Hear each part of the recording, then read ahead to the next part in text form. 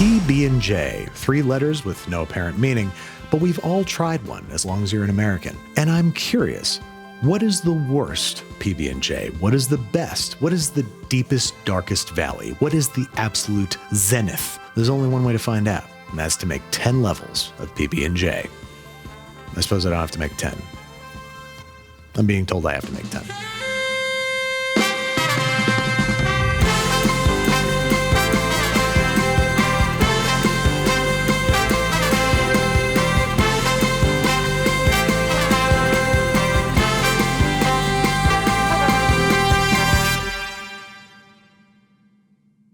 This episode is brought to you by Squarespace. They've supported this channel for over 7 years. In fact, they were my first ever sponsor. Squarespace is the perfect platform to create your own site and accomplish your goals online. Whether you're building a digital empire or just want people to give you hilarious episode ideas, Squarespace has you covered. I'm having a lot of fun making food ranking videos, and my favorite part is seeing what you guys suggest. So I built a site where you can submit your episode ideas. Go to rankedwithbabish.com and submit yours, and coming soon, you can see all my ranked lists. Squarespace's brand new designer templates make it so easy to set up exactly what you need. To create one of your own, head to squarespace.com for a free trial and use code Babish for 10% off your first purchase of a website or domain.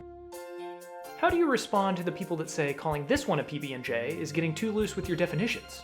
Well, to them I say, go literally f yourself to death, because I need a level 1. I need the absolute worst expression of a PB&J, and I'm very sorry that I said that you should f yourself to death. It's rude. What is the very lowest expression of peanut butter and jelly? Well, it's right here in my pocket. Don't worry, it's not Uncrustables. It is a healthy, certified vegan, plant protein, venture capitalist funded energy bar, health food object. It has a picture of a rather sumptuous peanut butter and jelly right there on the package. This is what I imagine peanut butter and jelly will be like 50 years in the future. No shade to True Bar, by the way. I actually like their products. As far as a peanut butter and jelly experience goes, it's going to stray the furthest from God. It's covered in a icing, I guess, question mark. I don't know if there's any semblance of peanut butter or jelly in this thing. There is not. There's maybe a peanut butter colored vegetable protein paste cellulose. There isn't even a hint of a semblance of a memory of jelly or jam in this. There are no ingredients to indicate an imitation of jam. I think this is just peanut butter, and I wonder if they just were like, people will probably try it if it's called peanut butter and jelly. Get in my belly, PB and jelly. We don't actually have to put jelly in there. They're not going to check. Some YouTuber asshole isn't going to check. But I got you. It does not taste bad for only having 7 grams of sugar. It's good plant protein, yada, yada. I have these for breakfast, so no shade to True Bar. That is not peanut butter and jelly. There's nothing about this other than peanut flavor and peanuts that bears a shadow of a resemblance to PB&J. So yeah, I think we found our level 1 PB&J. PB&J in name only. Level 2 is my favorite. Is that a moral failing? Absolutely not. Bad taste is not a moral failing. Nor is bad taste a failing. But it's bad? A delicious paradox.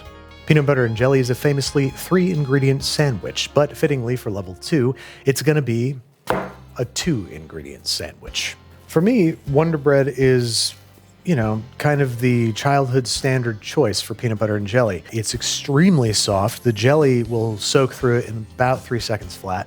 And if you have natural peanut butter out of the fridge, good luck.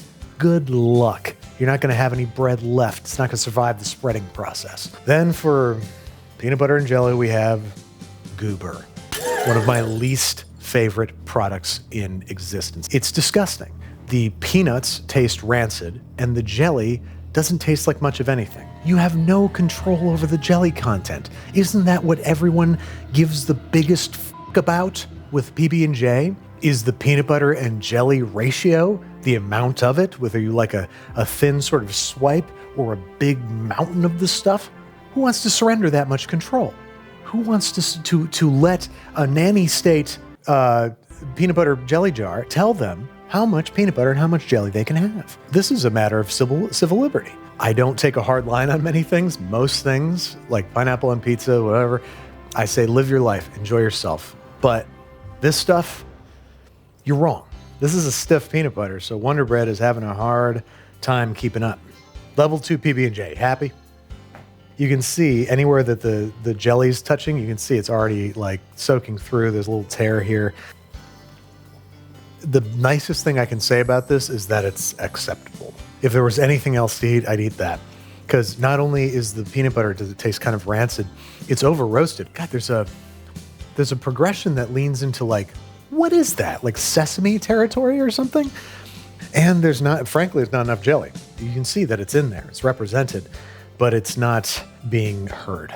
You know, it's being given a seat at the table, but not being allowed to talk.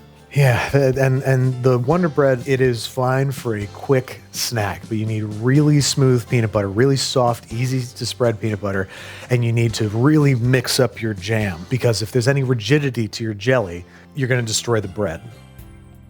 Level 3, and once again, it fits in my front pocket. Can you guess what it is? That's right. It's an Uncrustable. Is this the cutest form of PB&J? Yes, next question.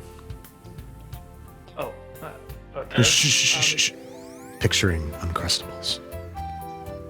So kawaii.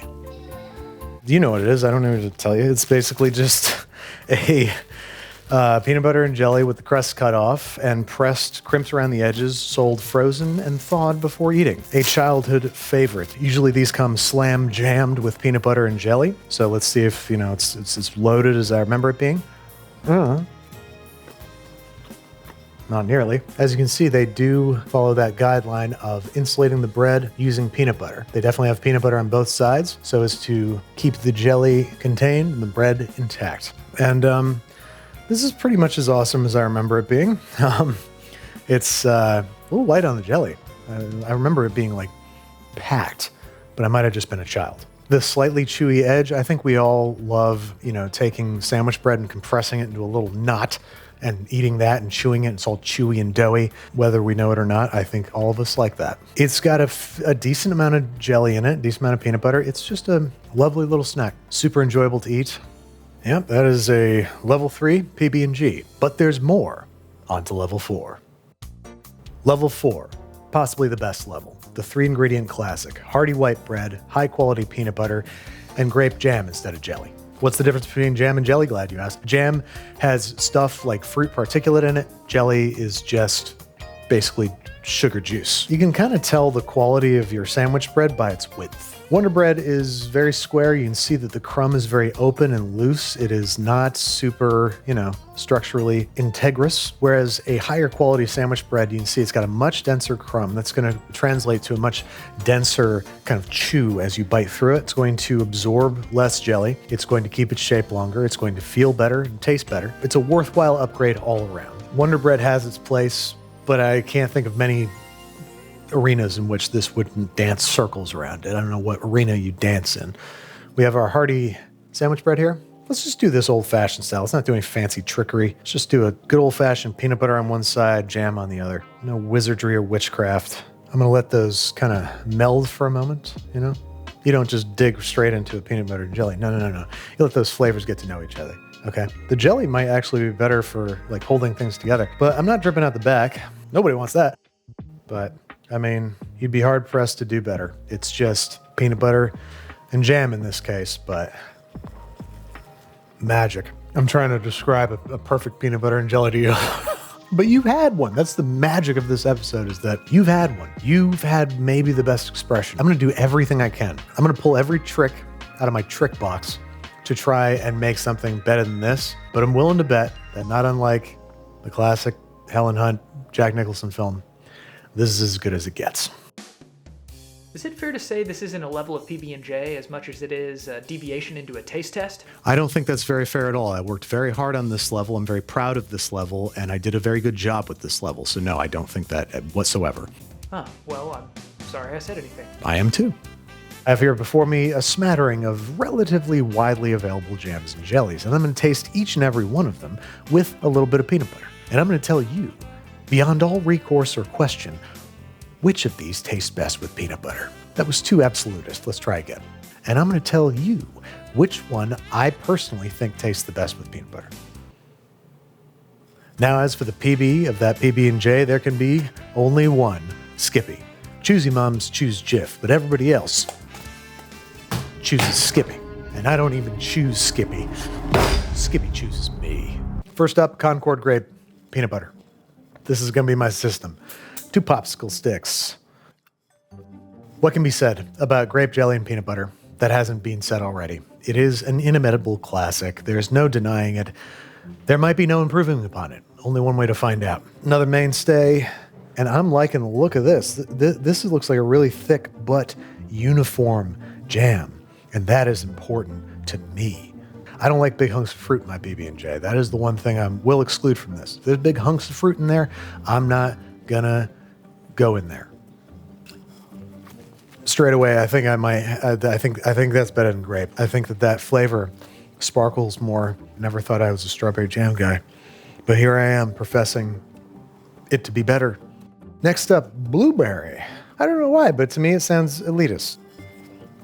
It's really good, but boy does it taste gourmet.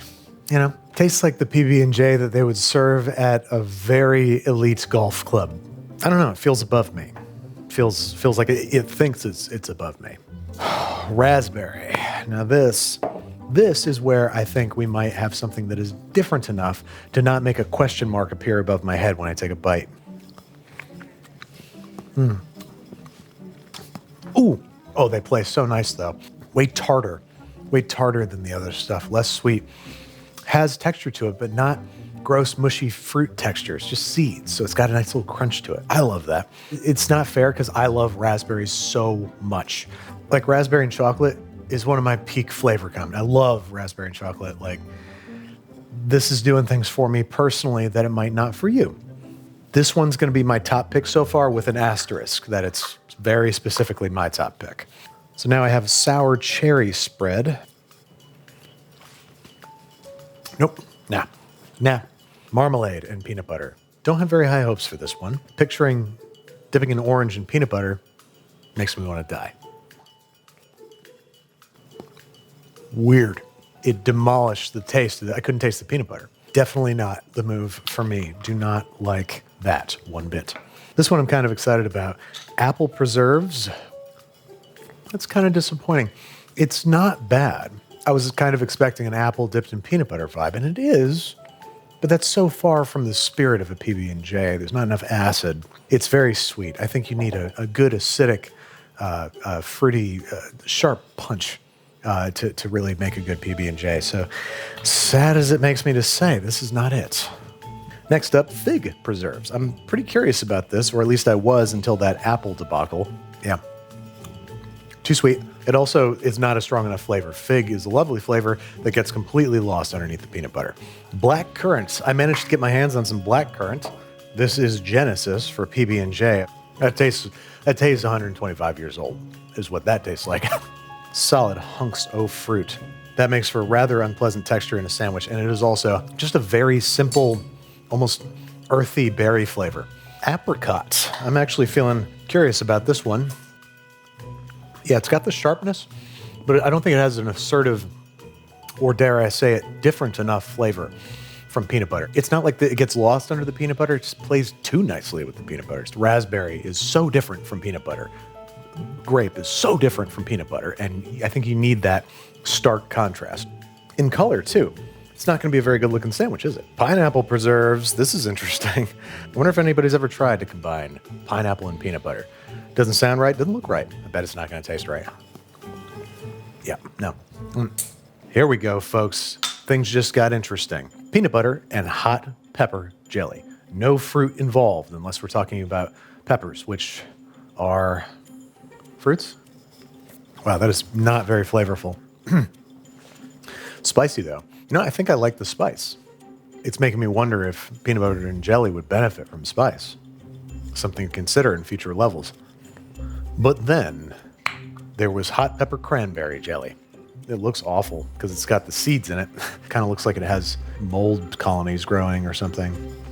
Definitely not that. Cranberry already kind of leans savory in my mind because of, well, Thanksgiving and salads and stuff.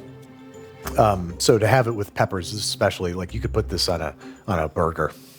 You wouldn't want to, but it would probably taste better than it does with peanut butter. Now for what I'm actually kind of optimistic about, mango habanero pepper jelly. So it's going to be righteously spicy. So we'll see, like, is that really welcome? And mango and peanut butter? I don't know.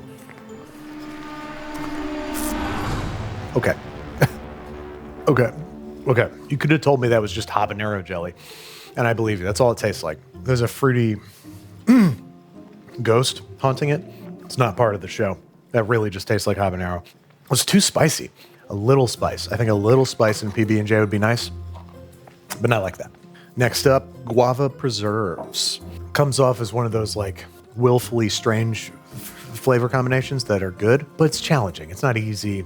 I'm tasting one then the other. They taste like they're two bands playing at the same time. They're playing separately but together and not in a harmonious way. So I don't think this is going to be it. Lastly, lingonberry. I don't even know what lingonberry is. Presumably it's made from lingonberries. Yeah. Nope. Save it for the IKEA. Save it for the meatballs. Don't waste it on your PB&J. So the best jam or jelly for PB&J is the one that you like the most, because I think it's going to really come down to your preferences. Mine are raspberry preserves. Nice, thick, tart, full of seeds. Love it. Let's take a look at that cross section. Oh, you just can't beat it. Yes. It's lighting up all different pleasure centers in my brain that I forgot were there. I thought they were dead. I like the little addition of texture. I love raspberry seeds. I'm a freak like that. And I love the way it plays with peanut butter. It is righteously tart. It's perfect. The point of this level was to see if we could level up PB&J with a rogue jam. Like, what kind of crazy jam that we'd never expect makes a superior PB&J. Turns out a relatively familiar one is the key for me, red raspberry. So, I'm 35 and don't really understand TikTok. Is this sandwich not for me? That depends. Are you bussin'? I have no idea what that means. Are you bussin' right now? Every Sunday morning, the neighborhood children skateboard to my house and they rap upon my front door and they say, Mr. Babish, won't you please make us a PB&J with a little pizzazz? Now, of course, this has never happened, nor would I ever really want it to, because I have particular childhood traumas that make it very hard for me to access childlike joy or interact with kids in general. But if it did, this is what I would make. Let's make some main character glow up PB&J. Not making your own PB? That's chuggy. This little glizzy went to market. Jelly's low-key iPad kid beige flag behavior. Jam only. Juice of one lem. Bussin'. Let's give it a taste. I'm not trying to glaze, but goated. Sourdough bread, more like Sigma dough. A little bit of looks maxing. Then to make this CEO level, I gotta toast it. French toast it. Big yikes. Maple syrup. Big bowl status.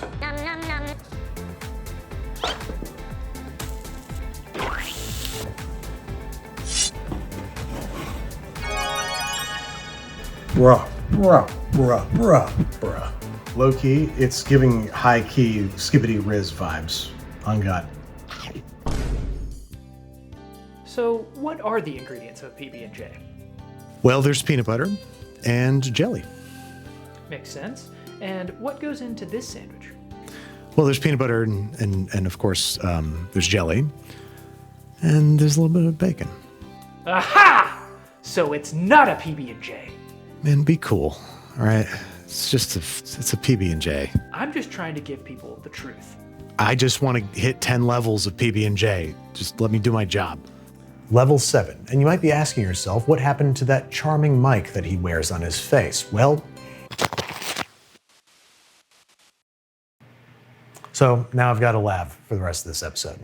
Now for level 7, I'm stepping outside the bounds of normality and social acceptability. Any discussion about 10 levels of PB&J would be incomplete without the Fool's Gold sandwich. This is a sandwich discovered by Elvis Presley, purportedly his favorite. Sounds like a pretty good PB&J to me. Let's whip one up. So I've got this Italian loaf here. Now this loaf does have sesame seeds on it because it's the only one that I could find that was the right size and form factor. So first thing we gotta do is brush this sucker down with butter. So now I'm gonna toast this guy until he's golden brown. Well, isn't that nice? A freshly toasted loaf of Italian bread. So now we're going to carefully saw it right open. Loaf opened up. Now I'm gonna scoop out the bread meat. Per the recipe, an entire jar of peanut butter. You know, I'm gonna say it, this is too much. This is too much. I don't think that this should be a thing. Enough peanut butter to kill you, probably. Naturally, on the other side of the sandwich is an entire jar of grape jelly. We gotta turn it sideways so you can get the sense of scale here. And whoever made this was naturally like, that's not enough. It needs a pound of bacon. Whole pound. Close up shop here. God, it's so heavy. That's crazy. How do you close this up? There we go, there we go, there we go. This sandwich weighs 2 pounds, 8 ounces, so 2.5 pounds. It's a little awesome in a little way, and it's pretty awful in a big way. What this is an overstuffed PB&J with a lot of bacon on it. The bacon works very, very well. Very delicious, the bacon. I don't know if it still counts as like a PB&J, if it's got bacon on it, but adds crunch, adds fat, adds flavor, smoke. It's really nice. All that to be said, I mean, look at it. It's questionable, it's form factor. However, what we can take away from this is, let's throw some bacon on that PB&J. Level 8, I hope you brought your checkbook, because we're spending a lot of money. $64, in fact, for ingredients to make a 3-ingredient sandwich. I have here examples of some of the most expensive peanut butter, jelly, and bread that I could find in New York City, which is saying something. For bread, we have a pain de mie from a local luxury bakery chain called PB&J. This loaf of basically a hybrid brioche Japanese milk bread is $22 before tax and I assume some sort of bread fee. I gotta say, it is a beautiful loaf. Like, it's got a big dip in the center there, but the sides are perfectly flat. It smells crazy. It smells like a mixture of brioche and sourdough and sandwich bread. Ooh, look at that webby, eggy interior. It smells homemade, which actually I don't think of as a good smell from bakery stuff. Like, I don't know, homemade bread has this kind of like, you know how bread from a bread machine smells? That doesn't smell like a bakery. That smells like bread machine bread. And all homemade bread usually has an aspect of that, unless you're making like sourdough. It's a delicious loaf. It has the flavor of normal sandwich bread. It has some of the texture of milk bread, but it's got a little bit more of that like kind of eggy richness of brioche, but like it's primarily milk bread. It's not sweet or rich enough. The crust has a nice crunch to it, which you normally don't get in a sandwich bread. It has an almost burnt characteristic, but it leads caramelly. It's right to the edge of burnt, and that does take an incredible amount of expertise. Credit where credit is due. That's a great loaf. There's no way I'm ever buying another one. Now for the PB&J, I was able to source some PB and some J from 11 Madison Square Park. For those of you who don't know, 11 Madison Square Park is one of the icons of fine dining in the world, and in New York especially. And they offer a couple home products, some sundries on their website. So we have some peach and apricot jam from 11 Madison Home. And then the peanut butter. We have 11 Madison's salted peanut butter. Ingredients: peanuts, Amagansett sea salt, maca root powder, blue agave, and algae oil. It doesn't look separated, but it does look liquidous. It does look quite thin, but not too thin. That looks like it'll still make for a sandwich. Sure, Daniel Hum can make a $350 15-course tasting menu and constantly rock the Michelin stars, going from meat to vegan back again, but can he make peanut butter? God, is that good? Why is this so good? It is super sweet, like in a wonderful way. It's super salty, again, in a wonderful way. It's both peanutty and very rich, very savory, while being sweet. Like I would have guessed that there was like MSG in this or something. I mean, that's got to be some of the most delicious peanut butter I've ever had. Here. Oh, that's so good. It tastes like fresh peaches and apricots. Like, that is a wonderful flavor pairing. I did not think I was going to be into this. The pair of these before taxes costed $38. This is a $19 jar of jam and a $19 jar of peanut butter. And it's not even that big. It's 8.8 ounces. You're usually getting 14 ounces in a jar of peanut butter. Assuming generously that we're going to get 7 sandwiches out of this lineup here, that means that each sandwich, just ingredients alone, is going to cost $9.30. But I can't wait to try it. Holy shit. Let's go. On one side, our $19 peanut butter. I mean, it's a shame you don't really get much color contrast at all. This is just going to be a very brown sandwich. If it tastes the way I think it's going to, I mean, it could look like a pile of dog shit. Well, maybe I would care. Maybe that would be a bridge too far. No aspect of that works. All you taste is the apricot until it goes away. And then you just taste the peanut butter, which by comparison almost tastes burnt. I don't know why. Yeah, I mean, they sold this as a pair probably just to be cute. I don't know if they intended you to eat them together because that is not a good pair. God, each one alone is so good, though. It drives me insane. As we continue to learn, if you just buy the most expensive version of each thing and slap it together, it doesn't necessarily work. This bread would make for incredible French toast if you staled it out and you soaked it, and like this would be incredible French toast. But it's no good as a sandwich. I think it would be better for a savory sandwich. It's just not sweet enough. It's the best peanut butter and the best jam I think I've ever had. But put them together, no good. Level 9. Exactly how far can I push PB&J and B? It's bread. I don't know why we don't say it that way. PB&J and B. Okay, I get it. All right, so as we learned from that unruly TikToker, you can make your own peanut butter by just grinding peanuts. But I don't want to just make homemade peanut butter. I want it to be super rich and peanutty. I want it to be nice and deep and toasty. I want it to be as smooth as store-bought peanut butter and as homogenized. I don't want it to split. And I think I have a wacky idea for how to do all that at once. First, the peanuts. I'm going with the finest peanut yet cultivated here in the colonies, the Virginia peanut. It's big, it's crunchy. None of those things matter when you're making peanut butter, but more importantly, it's got a sweet, clean, deeply peanutty taste. Let's go ahead and roast these. What I want to do is to warm them up and have them expel a little bit of their oil. It's going to deepen their flavor, but it's also going to make grinding and stabilizing them easier.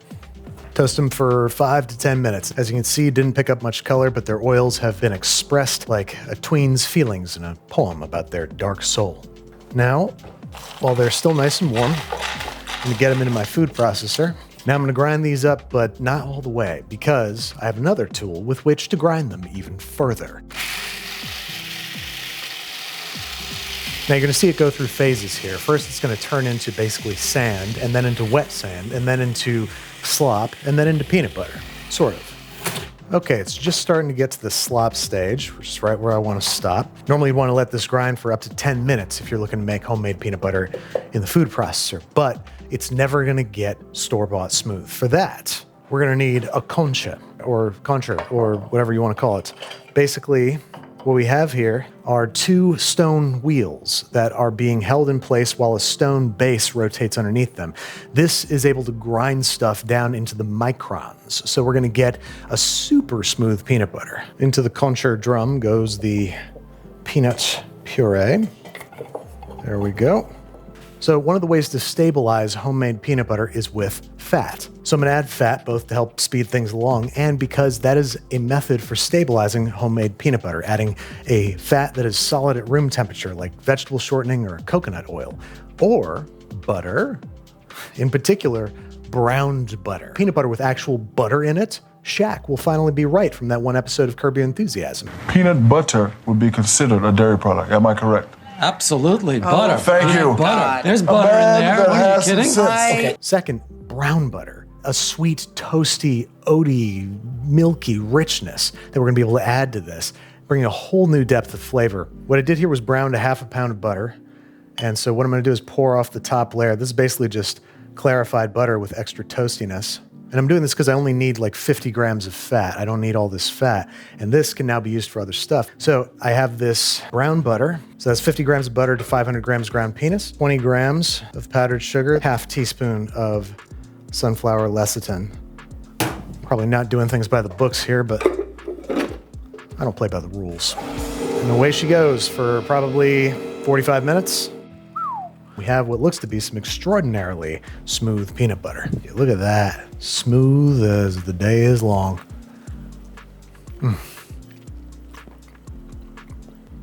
Uh-oh. That's good.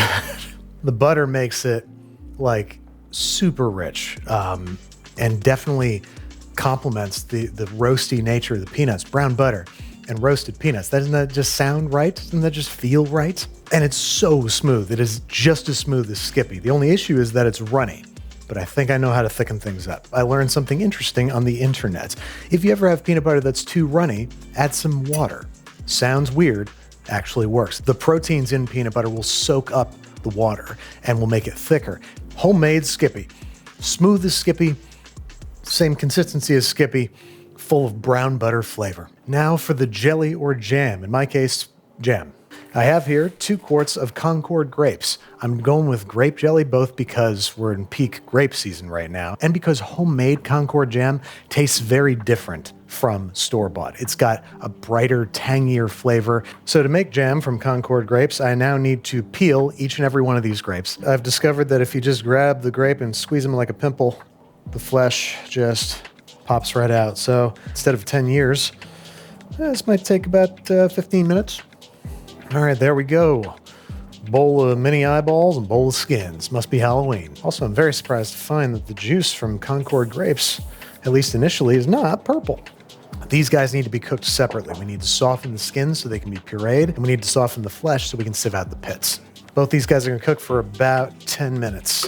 All right, my skins are super soft, so I'm gonna immersion blend them until they're nice and smooth. Over here, now I'm going to press the flesh, so to speak, through this fine mesh sieve. We just want to try to get all the fruit solids through. Oh man, that smells good. What does that smell like? A communion? I'm very curious what this tastes like. Wow. It's so weird to have that distinct Concord grape flavor without the color. That's very interesting. Now we're adding this stuff back to this stuff. Almost looks like applesauce, but it's grape sauce. That to me looks to be about 2 cups worth of fruit solids, which is going to call for an astonishing 2 cups of sugar. There's a lot of sugar in jam. You need it in there, both to set up the jam and because it tastes good. So now we're going to cook the fruit and the sugar together for about 45 minutes to an hour. Definitely a lot of sugar in there, but I want a little bit more acid. That's why I like the raspberry jam so much. So I'm going to add the juice of half a lemon, see how that tastes. Oh, I wish you could taste it. As this guy finishes cooking, I'm going to add about maybe half a teaspoon of vanilla paste. I think that's going to bring a lovely warm dimensionality to it. Oh, that's scrumptious. So I've got one of our lovely non-stick baking trays here. This is going to be perfect for cooling. And there is our homemade vanilla Concord grape jam. Look at the difference in color between store-bought and homemade Concord jam. This is almost brown by comparison. Like this is the most electric, beautiful, royal purple. All right, as you can see, our jam has become wonderfully thick, perfect consistency. It's gonna keep its shape. It's not gonna sploosh out the sides. Let's give it a little taste. Oh my God, I made that? That's so good. The vanilla is just right. Like, it's there, you can detect it. I don't know if you didn't know it was in there. If you could put your finger on what was happening, you'd be like, there's something special. I can't put my finger upon it, but there's something special happening over here. Oh man, that is perfect. So to make our milk bread, first thing we need to do is make a tangzong. We're combining 75 grams of bread flour with 135 grams of whole milk, kind of like lumpy pancake batter. Now we're gonna nuke this for 1 minute and 20 seconds on high power, stirring every 20 seconds until it forms a thick paste. Once that's cooled off, I've got 720 grams of bread flour. Add our tangzong, This is gonna help keep the bread stay softer longer. Now I wanna take this tangzong and start breaking it up with our fingers, almost like you would butter in a pie dough. Then we're adding 45 grams of granulated sugar, 7.5 grams of kosher salt, and 7.5 grams or 1 packet of instant yeast. Toss to make sure that it's evenly combined. Then we're adding 405 grams of room temperature whole milk, 90 grams of heavy cream, and 60 grams of HUNNY honey. Mix together until a relatively smooth mass forms, and then one tiny little piece at a time, we're gonna add 45 grams of room temperature unsalted butter, waiting until each piece has been incorporated before adding the next. Then we're gonna knead this thing for another 5 to 10 minutes until it has great gluten development and passes the window pane test. All right, we have this lovely batch of dough here. Just roll it into a nice, smooth, taut ball. Got a big old bowl, which I'm gonna hit with some vegetable oil. Spread it around using a paper towel or a normal towel. If you want to be eco-conscious and want to get lots of vegetable oil in your washing machine, plop this guy in, clamp, cover with plastic wrap. Now we're gonna let this guy proof at room temperature for about an hour or until it's grown by about 50 to 75%, not quite doubled in size. As you can see, our loaf has risen by about 50%, and we have total loaf size of 1,560 grams. Now, we need to use that number to divide this into 4 equally sized pieces. Each one should be weighing 390 grams. These 4 balls are going into a heavily buttered Pullman loaf pan. This is a square-sided pan with a covered lid, and they're gonna proof and bake in here. Cover this guy up. And now this guy's gonna proof until those balls have almost filled the pan. All right, let's take a look. It has very nearly filled the box, which means it's ready to bake.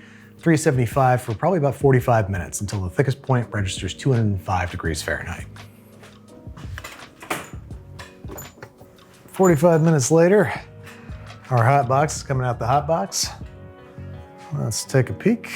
Pushed directly to the edges. Immediately, I'm going to invert and remove this loaf because it will collapse if we leave it in the pan. This freakishly square guy needs to cool so completely before we do anything to it. If this is even slightly warm in the middle, your knife's gonna drag and it's gonna ruin the surface. We want really nice, clean, flat surfaces so we get a great, even toast. Let's see what we're working with here.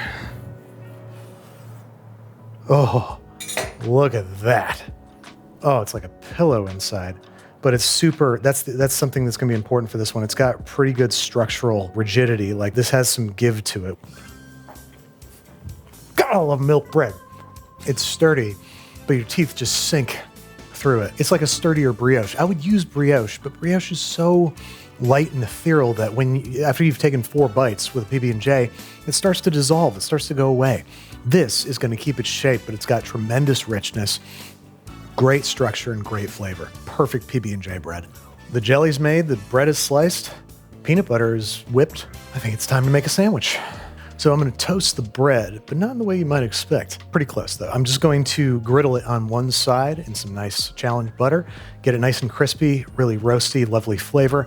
And I'm gonna put the toasted side on the inside of the sandwich. That way we get the soft, yielding, nostalgic sandwich bread on the outside, but the added flavor and crunch from the toasting on the inside. There, ladies and gentlemen, is our level 9 PB&J. Full day's work, pretty much, to make bread, to make jam, to make peanut butter. Let's see if it's worth it. I truly thought we were gonna run into some serious diminishing returns here. Just like, oh, well, that's peanut butter and jelly. But you know what? That's something special. That's something next level, if you will. Level 9, if you will. The vanilla of the Concord grape jam and the brown butter, like, this has so much going on in there. Like, those are cookie flavors. You got cookie flavors in the background of your usual PB&J. The bread is the perfect texture. It's sweet, it's yielding, it's got a good chew, good sink to it. Then it's got the crunch on the inside. You've got all those nice roasty, toasty flavors. Definitely the best PB&J I've ever had. I'm gonna eat the whole thing. I've had a lot of PB&J, and I'm gonna eat the whole thing, because damn. So then we have to ask ourselves, where do we go from here? What is level 10? And especially when it comes to PB&J, I think level 10's a little different than usual. What is level 10 PB&J? How could we possibly improve upon the form factor any further? I guess more accurately, should we? Because I will assert that the best PB&J on the planet is the one that you make. This might seem like a cop-out, and it is, but it's also true. Something so simple and delicious can only be made better because you made it. You know just how much of the titular ingredients to put to use. Your favorite brand of peanut butter, your favorite kind of bread, your favorite jelly or jam, toasted or untoasted, fancy or fast, cut diagonally, straight, thirds, quarters, or just mashed into a paper bag with an apple and a Capri Sun. I hope this video had some tips and tricks to help you upgrade your next sandwich, but remember, at the end of the day, no one makes PB&J quite like you do. The way I like it, huh? Can I cover myself in peanut butter? You certainly can, but I'd thank you to also cover yourself in jelly. Thank you so much for watching. Let me know what you want to see 10 levels of next time here with Babish. Thanks again to my long-term partner Squarespace for sponsoring this episode. Be sure to head to rankedwithbabish.com to submit your ideas for what you think I should rank next or who you want to see as a guest. While you're there, admire the smooth template designed by Squarespace. If you feel stuck creating your website, Squarespace can definitely help. In just one click, you can choose from curated color palettes and fonts that can be applied to any template. You can create an entire site in just a few minutes. Their SEO tools help your site reach its audience, and you can use Squarespace to help manage your invoices for commerce or even generate your business name. The tools are all easy to use and at your fingertips. To create a site of your own, head to squarespace.com for a free trial and use code BABISH for 10% off your first purchase of a website or domain.